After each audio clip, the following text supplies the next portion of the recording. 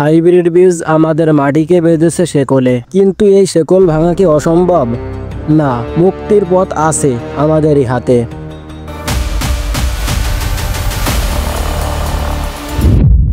আমরা দেখেছি কিভাবে হাইব্রিড কৃষককে দাস বানিয়েছে। বারবার বীজ কিনতে হচ্ছে, দেশি জাত হারিয়ে যাচ্ছে।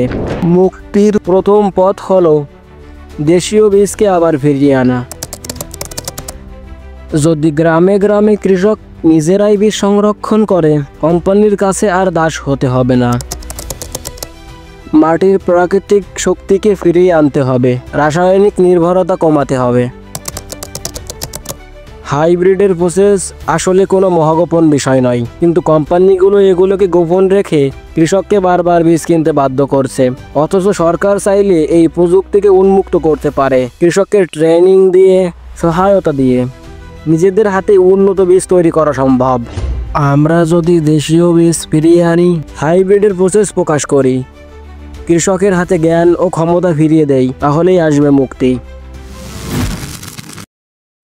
প্রিয় ভাই, হাইব্রিড বীজে আপনার পূর্ণ আস্থা থাকতেই পারে, তাই এটার সমস্যা আমি উল্লেখ করলে হয়তো অনেকেরই ভালো লাগবে না। তবে একটা কথা মনে রাখবেন, আমি বিদেশের কোনো ল্যাবরেটরি থেকে কথা বলছি না, বিশ্ববিদ্যালয়ের এয়ার কন্ডিশন থেকেও নয়।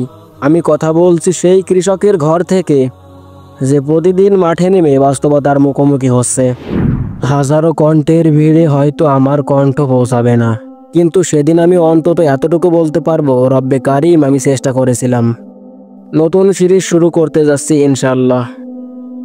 মিস করতে না চাইলে এখনই ইউটিউব চ্যানেলটা সাবস্ক্রাইব করে রাখুন, আর ফেসবুক হলে আমাদের ফলো করতে পারেন।